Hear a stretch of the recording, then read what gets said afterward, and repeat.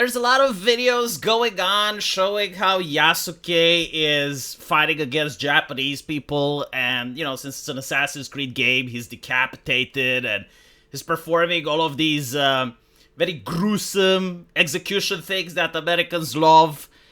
Because apparently, like, that's the gaming culture now, like over the top brutality, maximum gore. Just make sure you don't show a cleavage or a feminine face or anything cute, because the HR hag is an avid Melody Mac subscriber, and she takes wisdom from Melody Mac, and she agrees that nothing titillating that can tickle the senses should be allowed.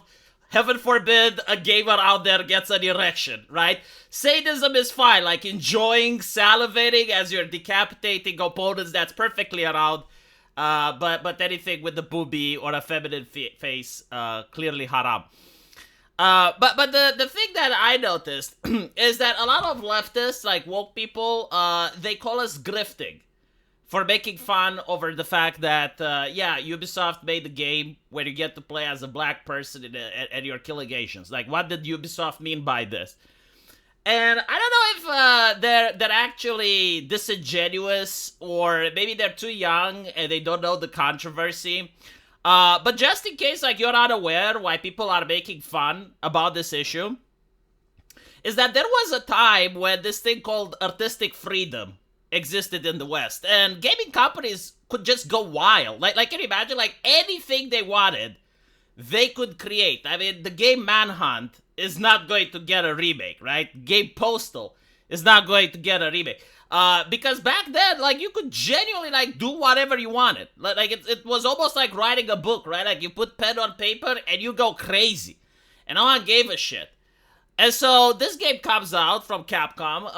I think it was Resident Evil 5. I don't know the exact number, but it's the one where you get to punch a boulder in order to kill the last boss.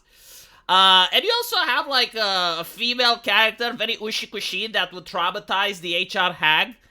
Funny how, like, they don't talk about that. But, like, the interesting part is that the game took place in Africa, which at the time was something that a lot of gaming companies would try to do, like, make your game in an exotic place, right? To showcase the graphical engine, to showcase the picturesque settings.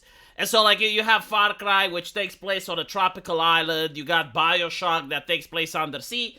And in this case, you have a game that takes place in Africa, and you go through the desert and stuff. Like, it was really beautiful. But, like, when you go to Africa, guess what type of people you encounter? Well, that's right, Africans, right? Like, Africa is not a very diverse place. Doesn't look like California, yeah? And so, like, overwhelming, the zombies that you fight are black people, because it takes place in Africa. And, like, the story of the game is trying to show how evil corporations are taking advantage of the poor. Because you have these people from villages in Africa that barely have access to clean water. And these corporations are dumping their bioweapons there, like, testing them on the people. And literally no one cares, because, like, it's in the middle of nowhere. And these people don't have money or any type of power. And so that's why the corporations are abusing them. So, like, it has, like, a social justice twist to it, But apparently the journalists, they look at this game, which, by the way, like, had a lot of things you can criticize. But they decide to criticize over the fact that you're fighting black people as a white guy, completely ignoring the side female character, which was also a woman of color. Very strong, by the way, very feminine, much to the dismay and horror of the people grifting the company of tens of thousands of dollars to push for inclusivity. And so, like, the journalists were complaining that the game is racist, that, because you're fighting black people in Africa, that's not okay. And it's interesting because on one hand, the game journalists, like, wanted diversity, like, they wanted games to move away from being American centrist or Eurocentrist and, like, explore other places. And then when you explore other places, they're still not happy. And the reason they weren't happy is because they wanted their cronies, like, they wanted to put their grifters in positions of power at these corporations. So, like, they were making the problem. Like, they were creating the problem to offer the solution. It's like, all right, well, we at Polygon, we definitely recommend that you hire this consultant company. And if you hire this consultant company, we're going to give you a good review.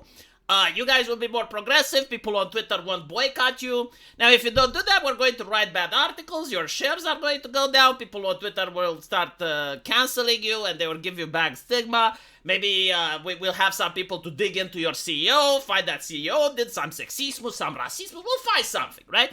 So, like, it's interesting because a lot of people are accusing the YouTubers of grifters, but, like, they completely forget the level of grifting and shamelessness that journalists used to have back then. Like, if you think that Asmongold or myself is grifting, like, my brother in Christ, like, these journalists were hyper-professionals compared to me. Like, they can open a university that teaches people how to grift. That's how experts they were in this matter.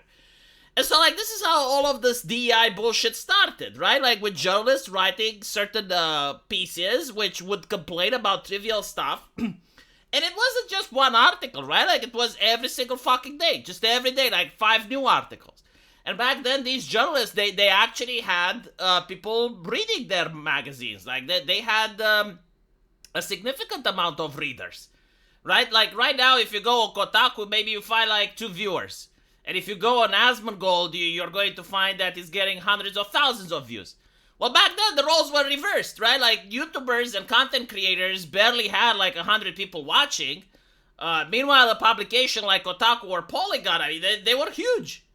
And so, gaming companies, they started listening to them, and they started firing people in positions of power in order to replace them with the HR hags. And this is what happened to the gaming industry. And so now, when people are pointing out about the same criticism on Ubisoft, it's literally a mockery to game journalism.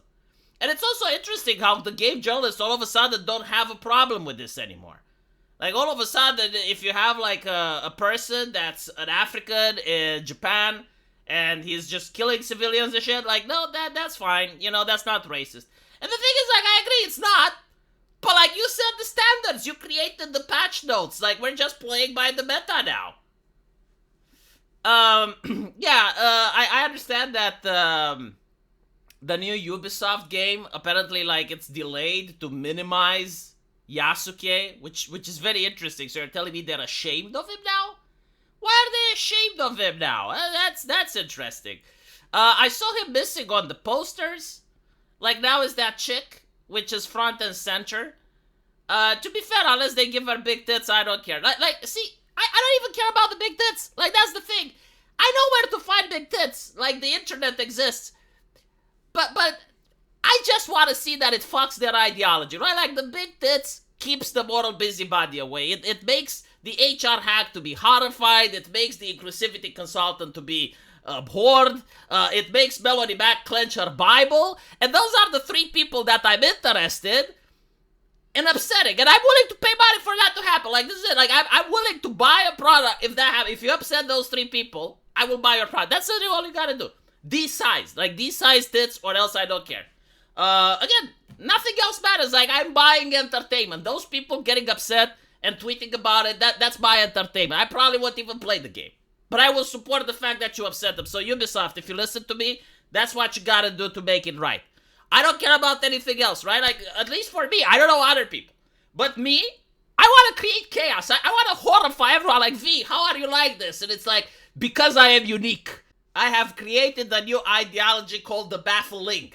I am the baffler. Wherever I go, I want to baffle people. That's me. And so if people are baffled, I get entertainment. Seriously, Ubisoft. Go and watch VTubers on Twitch, the top ones, measure their tits, put that on your female character, and then I'll buy your game. Let me know what you guys think, and as usual, I will see you in the comment section. Take care.